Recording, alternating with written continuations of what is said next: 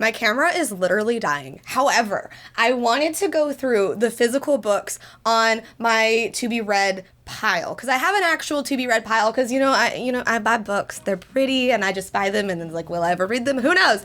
If this goes well, I might also go through my Libby like bookmark pile, or maybe even, no, probably not my Goodreads one. That's got too many books on it. However, I don't even know how many books are in this stack. I literally just took one off, which was Forging Silver into Stars. But like, look at this. You gotta see, like, I can't even, like what? This is like the stereotypical, like, look at this. And I mean, these books have been on here for years. Some of these for literal years. I don't even remember what some of these books are. It's about to fall over and crush me.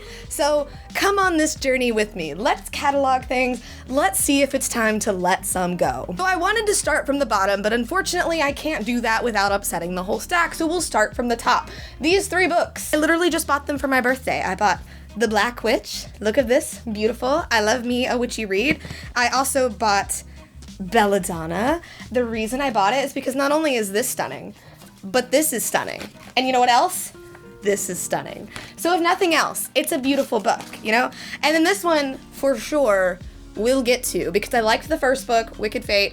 Like, This Poison Heart was really good, so I will get to this eventually. These other 2 have my interest. I'm honestly thinking that when I'm like free and able to pick some books, this is gonna be next for sure. I also wanna say I didn't actually put them on the stack, but I just got 2 advanced copies of the next run of High Republic, and so those are 100% next on my list. I'm really trying to finish Love on the Brain so that I can start those. The next 2 are from promotion boxes from Entangled Teen. I have The Liar's Crown. I also have The Valkyrie's Daughter.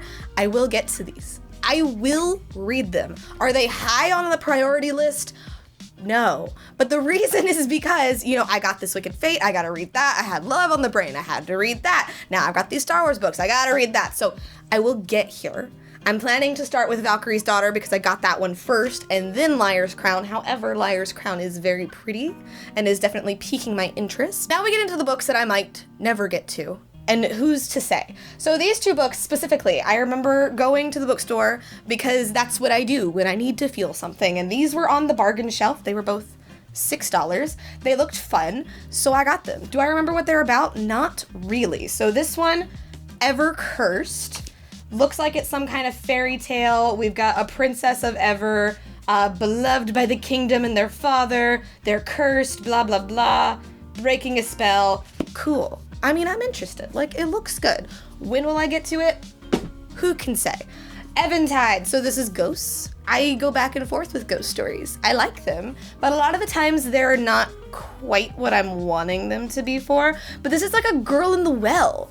Like, it seems like it'll be kind of spooky, like a good Halloween vibe. You know what? This might like move up my list if it's like a good Halloween vibe. It's in Arkansas in 1907. What a vibe. This book was actually something that my cousin's friend wrote and published. And so I'm like, you know what? I'm gonna buy it. I probably will not ever read this. They met in a tavern. I probably won't, but like I might read it. I bought it because, my cousin's friend wrote a book and I play Dungeons and Dragons and it's Dungeons and Dragons. Will I read it? Probably not. But like I could. The worst part about all this is that now my stack's gonna be like out of order, although maybe that's a good thing because then I can stack them in like the order I'm gonna read them. Maybe that's an actual thought. So this one was given to me by my boss's boss at work. Here's the thing, this is from my old job. My boss's boss was always trying to get me to join her book club, and I never wanted to join her book club. And she was always recommending books to me. I actually read and reviewed one of them on this channel. I can't remember how to pronounce the name of it. But she got this, it's called Tangleweed and Brine. I actually do want to read this because it's short stories and it's kind of like reimagined, like darker fairy tales from leading Irish YA author. So like I definitely am interested in this, but it is very low on the priority list. So kind of up there with those 2 other books that I got on the bargain shelf. I'm looking forward to it, but when will I have the time? So I got this book at a bargain bookstore, and the only reason I got it is because I got it at a bargain bookstore and I'd seen it forever. So I was like, maybe I need to try it out. And it's The Smoke Thieves. Like, I've heard about this a ton. So I got it because it was like $2, but like Am I even really interested in it? No.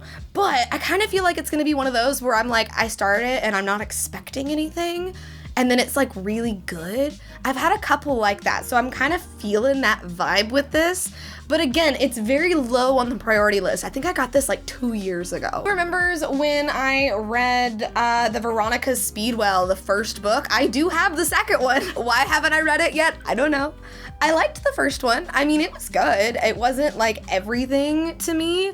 I think that this would be better probably as an audiobook. I think that's what I need to do. I think I need to either get this on Audible or find it at the library, because I do like the story. I like that she's like a butterfly scientist, and I like that, you know, the guy in it is like a taxidermist, and it's like, it's really cool. It's cute. However, it was a lot to read, and it's not necessarily my style, if that makes sense. I couldn't even tell you how long I've had this one. I might have had it since high school, since college. Had it for a very long time. Kissed. So listen, it's 3 books. It's Belle, Sunlight and Shadow, and Winter's Child. And I remember getting it specifically because of the Belle one, because of Beauty and the Beast. I went through a time in my youth where I was very obsessed with like fairy tale retellings. I still am. I still love fairy tale retellings, but this is one that I was like, yes, I'm gonna get it. And there was even another one called Once, and I'm like, man, then I can read that one. And it's literally just sat on my shelf for years. I honestly think I can honestly say this is not going to get read. Same goes for both of these. I don't think I'm ever going to read these 2. However, I did start both of them. I started both of them, and then this one in particular, Ink and Bone, I remember when this was like big. I started it and I just wasn't into it. It was going really slow, and so I'm like, you know what, I'm gonna put it on pause and read something else, and then the pause just never ended. So I keep telling myself I'll go back to it because it's about a library and that's really fun, but I think we gotta face facts. I don't know if that's going to happen. Same thing with this one, although like maybe. Like I was like, okay, it's kind of like Fallen Kingdoms. It's got, you know, it's endorsed by Cinda Williams Chima, which like, you know, that's a good fantasy nod. I thought that it was gonna be kind of like Games of Thronesy, because that's when I was like into Game of Thrones, and I started it. I think I only read like a couple of pages, and then another book came that I'd been like waiting for, and so I stopped, and then I just never picked it up again. It's about Alexander the Great, but like YA, so I'm sure it's like angsty and dramatic, but yeah, it's been a long time. I know for a fact I'm not gonna read this one. I know it for a fact. I should have just gotten rid of it years ago. It's the second Kingdom Keepers book.